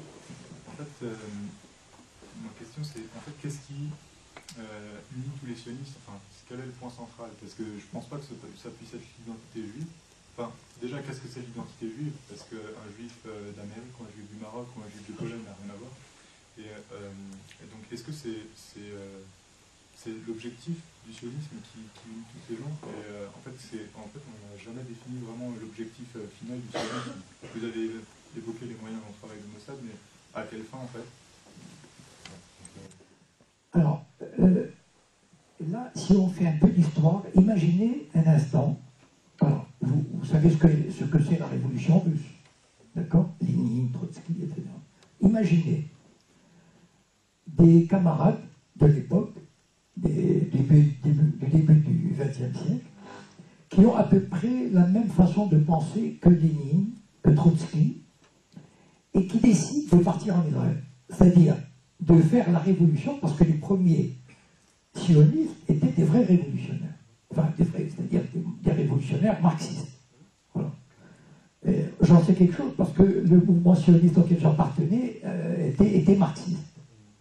C'est-à-dire, j'ai eu la chance de tomber sur ce mouvement-là parce que j'ai appris le marxisme, la dialectique, etc. Et donc, ces gens, au départ, ils ont voulu réaliser une révolution sociale populaire en Palestine en transformant le peuple juif, en le transformant, en le rendant un peuple d'ouvriers, la classe ouvrière, la classe paysanne et ouvrière. Il y a un schéma, quand on étudie un peu de cette histoire, il y a ce qu'on appelle la pyramide inversée. C'est-à-dire, le peuple juif, pour des raisons historiques, etc., la base était des intellectuels. Et plus on allait vers le sommet de la pyramide, et on trouvait quelques ouvriers, quelques paysans. Et eux, ils voulaient inverser la pyramide, c'est-à-dire faire du peuple juif un peuple de soldats, d'agriculteurs, d'ouvriers, etc. Et donc, au départ, c'est une espèce de graine communiste, mais avec ses méthodes communistes, c'est-à-dire on a fait justifier les moyens, une espèce de violence, etc. Et la Torah, si vous voulez, ça veut dire le fait juif, il détestait le judaïsme, il détestait tout ce qui était juif. Et pour eux, ça ne servait que de prétexte pour s'installer sur cette terre et chasser les Arabes. En fait, ils voulaient créer une espèce à un moment donné, c'était le pouvoir. Voilà. C'est-à-dire, à un moment donné, voilà, on est un groupe, on est quelques milliers, parce que, figurez-vous une chose, ce qu'on appelle l'establishment juif en Palestine, avant 1948, il y avait, à un moment donné, en 1948, il y avait 600 000 juifs. Mais, mettons, dans les années 20, il y avait 200 000 ou 300 000. Ils n'étaient pas tous acquis à la constitution d'un État juif. C'est-à-dire que ce groupe terroriste marxiste, qui était à la tête, il faisait du terrorisme contre leurs co-religionnaires, contre les juifs. Par exemple, vous allez voir un patron juif qui avait une imprimerie, par exemple. Il lui disait qu'il ne doit pas avoir un ouvrier arabe. Il faut prendre un juif. Sinon, on te brûle l'imprimerie. Voilà. Donc, ils avaient des méthodes comme, comme des communistes. C'est-à-dire, vraiment, en 1924, ils ont assassiné un notable juif de Jérusalem qui s'apprêtait à aller à Londres pour dire aux Anglais, écoutez, ce projet sioniste, il va nous mener au mur, alors qu'on vit très bien avec les Palestiniens. Il n'y a pas de problème. Pourquoi vous voulez créer un problème avec un État juif? Ils l'ont assassiné. Donc, ce sont ces groupes marxistes juifs qui ont assassiné un notable juif parce qu'il allait contre leur projet. Donc, en fait, à un moment donné, c'est comme une organisation dont le but est de prendre le pouvoir. Voilà. Et d'assumer ce pouvoir et le reste ne vient que pour décorer un peu. Vous savez, chez les marxistes, il y a ce qu'on appelle l'infrastructure et la superstructure. Voilà. Donc la superstructure qui est idéologie, etc., ne vient que pour, comment dire, argumenter ou conforter l'infrastructure. Voilà. En fait, donc c'est un groupe qui voulait le pouvoir. Voilà. En fait, c'est des gens qui ont créé une identité. Ah oui. Pour avoir une base, en fait. Non, ça veut dire l'identité qu'ils ont créée n'était pas juive au départ. C'est-à-dire que si vous regardez les images enfin bon, si vous reportez au mouvement des kibbutzim, parce que le fondement de ce mouvement marxiste-sioniste était les kibbutzim. Ça veut dire les communautés agricoles, etc., qui étaient aussi des fortins militaires. Donc, ils étaient complètement athées, enfin, je veux dire, ils détestaient même les religieux. Et donc, en fait, leur seule identité était une identité, comment dire, sioniste, c'est-à-dire de création d'un État, mais juif dans le sens où, je veux dire, quand on fréquente ces gens-là, ils n'ont, enfin, comme on dit, je dis moi, ils n'ont rien de juif. Vous savez ce que m'a dit mon père quand il est parti là-bas, il est parti en 1968. Mon père était un homme, enfin, il vivait à Meknès, au Maroc, il avait un magasin, il était religieux, il étudiait la Kabbale, etc. Bon, et on vivait dans des communautés, les Mélas, les ghettos juifs, donc dans un milieu de solidarité, etc. Il est parti en 68. Et en 69, je l'ai vu là-bas et il m'a dit, tu sais, Jacob, c'est pas des juifs. C'est pas des juifs. Et pour lui, ce ne sont pas des juifs. Pour lui, c'est quoi le juif? Lui, c'est quelqu'un qui est intègre, qui est bon, qui est solidaire, etc. Donc en fait, ils ont créé une espèce de race, enfin, d'homme nouveau, voilà, sioniste, qui est obsédé par la construction d'un État qui, au départ, je ne crois pas, enfin moi qui ai étudié quand même cette histoire, ils ne pensaient pas arriver à cette puissance. Aujourd'hui, ils sont une puissance absolument phénoménale. Je veux dire, c'est quasiment la 4e ou 5e puissance mondiale au niveau du nucléaire. Enfin, c'est le 4e ou 5e exportateur des armes, par exemple, du monde. Enfin, pour un pays de 7 millions d'habitants. Ils ont 6 sous-marins nucléaires qui peuvent envoyer des centaines de missiles à tête multiple, etc., etc. Mais au départ, c'était une espèce d'organisation comme ça, presque secrète, et qui voulait s'affirmer sur ces terres. Voilà.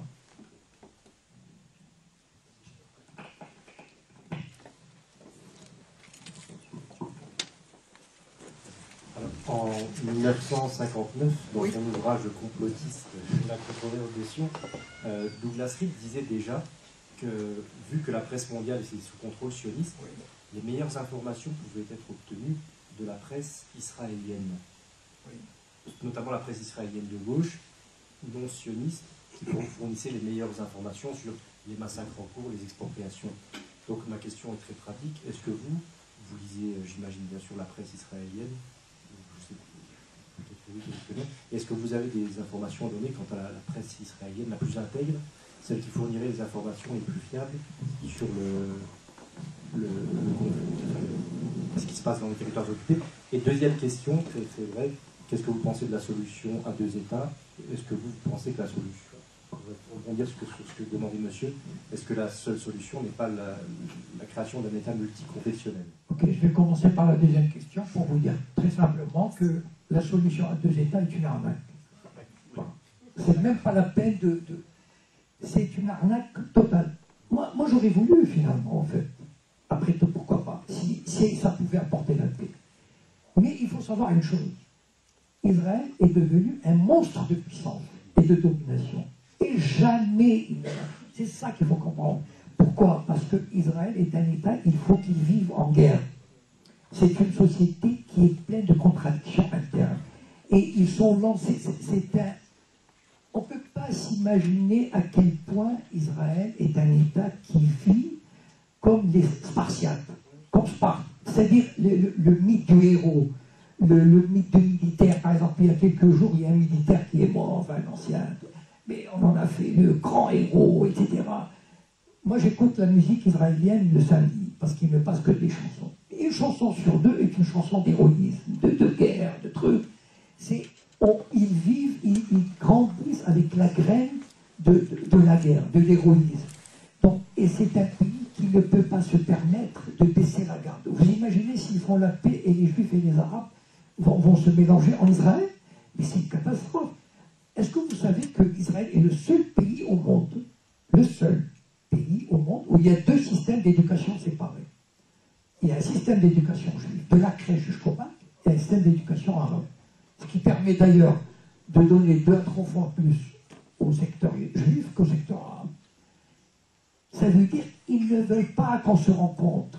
La hantise de parents juifs en Israël, c'est que leur enfant rencontre un arabe. Enfin, c'est monstrueux. C'est monstrueux. Vous savez, si vous allez en Israël, vous allez vous rendre compte d'une chose. Il y a 20% d'arabes. 20%. Si vous comprenez suffisamment pour regarder la télé, etc., vous dites, mais où est-ce qu'ils sont ces 20%? Un jour, j'ai fait une conférence en 2004, et le premier mot qui m'est venu à l'esprit, c'est les Arabes sont invisibles. L'invisibilité, voilà. Donc, ce pays ne peut pas faire la paix. Donc, moi, j'aurais voulu qu'il y ait 2 États, mais c'est impossible, c'est une arnaque. C'est une arnaque. Bon, la première question, c'était déjà sur la presse. Sur la presse israélienne. Ah oui. Sachant que... Alors, la presse israélienne est une presse excessivement libre et où il y a beaucoup de débats. Par contre, il y a un phénomène qui est typique à Israël, c'est qu'il y a la censure préalable. C'est-à-dire, lorsqu'il y a... Par exemple, on dira, la censure va dire aux journaux ou aux médias, bon, voilà, vous savez qu'on a arrêté telle personne, ou bien on a démantelé, on a attaqué, mais censure, vous n'avez pas le droit d'en parler. Et les Israéliens respectent cette règle. Absolument. Voilà, c'est parce que, pour eux, quand on dit sécurité, on oublie tout. Et je vais vous raconter une anecdote. Il y a quelques temps, peut-être 2 ans, il y avait une soldate qui s'appelle Anat quelque chose. À 18 ans, elle a intégré, pour faire son service militaire, elle a été au bureau du chef d'état-major. Bon. Et là, elle découvre, elle avait peut-être des idées. Vous savez, en Israël, on leur dit, vous êtes une armée éthique, la plus morale du monde, etc., etc. Et donc, elle a cru que c'était vrai, après tout. Donc, elle tombe sur des documents, comme quoi la Cour suprême avait interdit les assassinats ciblés. Ça veut dire, on tue quelqu'un, voilà. La Cour suprême israélienne avait interdit ça. Et il trouve des documents comme quoi l'armée continue à assassiner. Voilà. Donc elle donne ces documents à un journaliste de Haaretz. Le journaliste, il a de la dynamite entre les mains. Qu'est-ce qu'il fait? Il s'enfuit à Londres. Parce qu'il a peur. Et la fille est arrêtée. Bon. Et on négocie avec le journaliste qui rend les documents et on passe l'éponge. Et à la fille, on lui dit, voilà, si tu peux être coupable, tu n'auras que 5 ans de prison. Alors que, on aurait pu penser, bon, c'est quand même les droits, machin. Quand il s'agit de sécurité, tout le monde. Donc, finalement, il est vrai que Amira As, par exemple, Gideon Levy, etc., sont. Il y a les médias israéliens, il y a beaucoup d'articles qui sont contre, enfin, qui parlent de l'occupation, qui parlent de beaucoup de choses, hein, avec une liberté assez étonnante pour ce pays. Et donc, finalement, mais c'est ça le truc. Moi, j'utilise un terme pour dire que c'est un fascisme démocratique. C'est-à-dire qu'il y a une démocratie, c'est vrai, mais il y a un fascisme au-dessus. C'est-à-dire qu'en fait, le lavage de cerveau, la sécurité, l'armée font que la plus grande partie de la population, par exemple, quand il y a ce qu'on appelle des refusniks, c'est-à-dire des soldats qui refusent de servir dans les territoires occupés. Ils sont condamnés presque par tout le monde, même par le mouvement La Paix Maintenant. Parce qu'il faut, voilà, c'est sacré. Donc c'est très ambigu comme mais c'est quand même, ça reste une presse très très très libre. Bon. Oui. Ça s'appelle pas le patriotisme, ça? Pardon? Ça s'appelle pas le patriotisme? Patriotisme nationaliste à outrance. Voilà. Tout à fait. Oui. Est-ce que c'est pas la même attitude qu'on retrouve dans les organisations juives en France? C'est-à-dire tout en sachant que lorsqu'on voit nos ministres, notre président, faire acte d'allégeance de façon absolument affligeante, comme ils l'ont fait en Israël, on se pose des questions, on se demande qui est-ce qui aura suffisamment de pouvoir pour renverser les choses. Je pense que l'histoire, comment dire, l'histoire fait son œuvre. C'est-à-dire aujourd'hui, c'est vrai, vous savez, l'histoire est une dynamique. Il faut jamais, c'est pas une photographie, c'est pas quelque chose de statique et d'immobile et on dit voilà, non, ça bouge. C'est-à-dire que il y a une nouvelle génération qui arrive et fatalement elle remplacera l'autre dans 10 ans, dans 20 ans, dans 30 ans, c'est pas grave. Enfin, je veux dire, l'essentiel c'est la dynamique qui est en cours. Et la dynamique qui est en cours aujourd'hui, qui c'est qui défend Israël finalement? Ça veut dire si on prend les élites, que ce soit en Allemagne, en Allemagne c'est fabuleux. C'est-à-dire qu'en fait, Israël n'a quasiment, et très peu de supporters. C'est fini le temps de 1967, comme j'ai raconté tout à l'heure, etc. Et donc, bien sûr, aujourd'hui, il y a toute une classe politique qui s'accroche, mais cette classe politique, elle ne va pas durer. Voilà, bon, par la force des choses, elle finira par laisser la place à d'autres. Ou bien, pardon? Oui, Valls est encore jeune. Mais en même temps, bon, il y a des forces. Non, il y a des forces qui montent. Voilà, on ne peut pas. Même l'Union européenne a voté ce qui est absolument extraordinaire. Une règle de boycott des produits d'économie. C'est incroyable. Et ben voilà, donc, ce sont des choses qui viennent peu à peu. Voilà. Il faut juste travailler là-dessus. Oui. Moi j'avais un constat. J'ai remarqué, bon, je suis irlandais du Nord. Oui. Donc j'habite à Dublin, mais ça fait 30 ans qu'on a souffert en Irlande du Nord du problème entre les nationalistes et les royalistes. Ce que je voulais dire, mon constat, c'est que tant qu'il n'y a pas que les deux peuples ne sont pas traités sur un même pied d'égalité, on ne trouvera jamais la solution. L'autre constat que je voulais faire, c'est que j'ai quand même remarqué que les solutions, par exemple en Afrique du Sud, en Inde, et même en Irlande du Nord, c'était à travers que les peuples qui ont été opprimés ou oppressés, je ne sais pas comment on dit, ont trouvé la solution à travers un leader charismatique. Par exemple, en Afrique du Sud, on avait Nelson Mandela. En Inde, on avait Gandhi. En Irlande du Nord, vous avez John Hume. Il me semble qu'en Palestine, ce leader, personne n'a pu remplacer Yasser Arafat. Et il manque quelque part un leadership en Palestine. Si, il y a un leader, mais il est en prison. Oui, mais personne n'est vraiment au courant et personne ne le supporte. Et personne, comme par exemple Mandela est en prison pendant 27 ans et il a su quelque part passer le message qui effectivement a su délivrer l'Afrique du Sud de ce régime abominable qui était l'apartheid.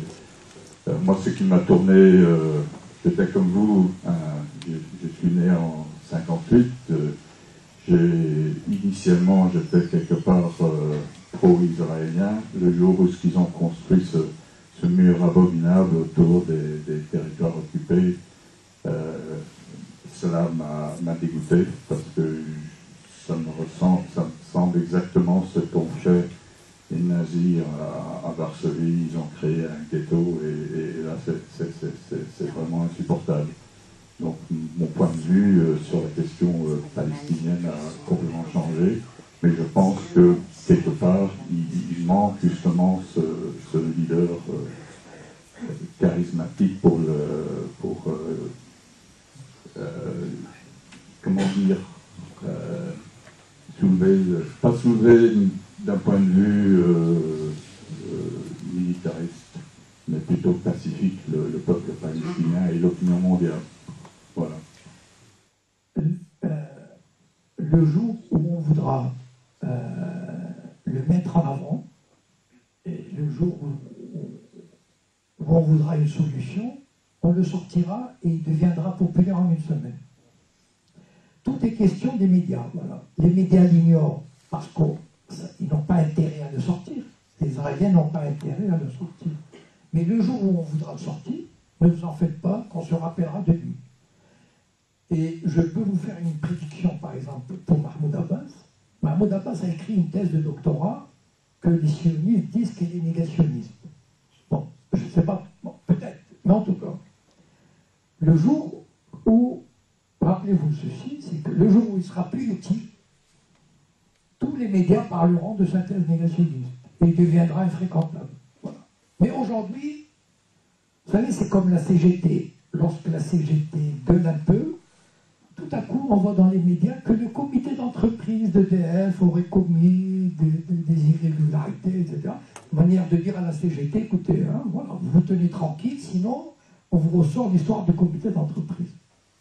Donc Mahmoud Abbas, c'est pareil. Voilà. Tu te tiens tranquille, tu fais ce qu'on te dit, tu vas rencontrer Obama, machin, etc. Mais, voilà, tu restes... sinon, on va te sortir, et un jour, peut-être qu'il s'énervera, et on le sortira, l'histoire de la thèse négationniste. Et là, tout le monde dira, alors là, c'est horrible, etc. Voilà. Donc, en fait, tout est question de projecteurs. Voilà. Le jour où on aura intérêt à mettre les projecteurs sur Marwan Madrouti, qui est très populaire, qui est pour une solution politique pacifique, mais réelle, pas soumise.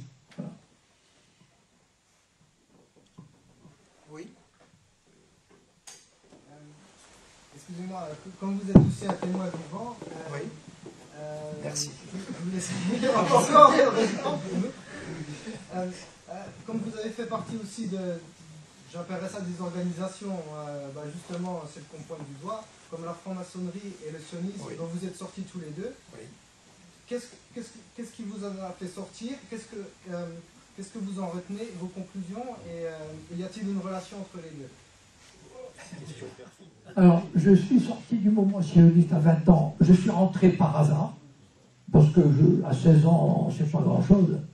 Et une voisine qui m'a dit, Jacob, tu veux faire partie d'un mouvement clandestin sioniste? J'ai dit, bien sûr, le parfum de l'aventure, c'est tout. Hein. Et donc, je suis sorti à 20 ans pour des raisons familiales. C'est une longue histoire. Enfin, bon. Et la franc-maçonnerie, ça a été aussi une espèce de curiosité. Je suis rentré parce qu'il y avait un copain qui était là-bas. En fait, je ne connaissais pas grand-chose. Voilà. Il y a des gens qui s'instruisent beaucoup avant de le faire. Moi, je ne l'avais pas fait. Mais en même temps, c'était une expérience très intéressante, très enrichissante. Voilà. Et, je ne sais pas, moi, sur le plan personnel, ça a été une expérience enrichissante.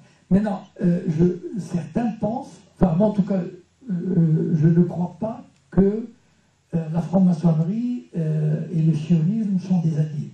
Voilà. Je ne pense pas. Enfin, je ne crois pas.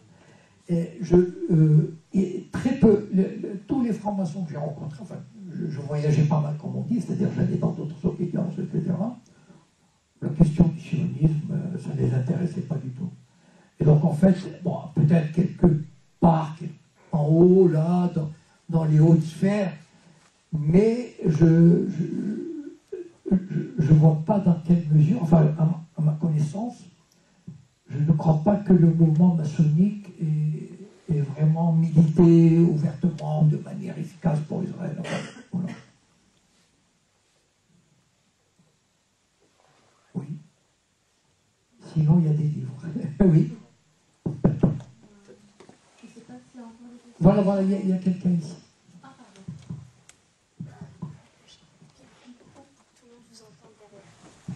Merci. Vous avez parlé tout à l'heure que l'État d'Israël était voué à disparaître. Vous n'êtes pas le seul à dire ça. Vous n'êtes pas le seul à dire ça, beaucoup de penseurs intellectuels le disent. Oui. On considère un petit peu l'Israël comme le bébé du sionisme. C'est-à-dire qu'en gros, c'est la vitrine aujourd'hui. Oui. Le sionisme a existé avant, il existera certainement après, s'il n'est pas amené à disparaître, ce qui est son futur le plus probable. On parle depuis tout à l'heure d'Israël, sa politique, son impérialisme, son colonialisme. Est-ce que le problème il n'est pas plus important et ailleurs également? Parce que encore une fois, ça existait avant, ça existera après. Le problème il n'est pas ailleurs aussi.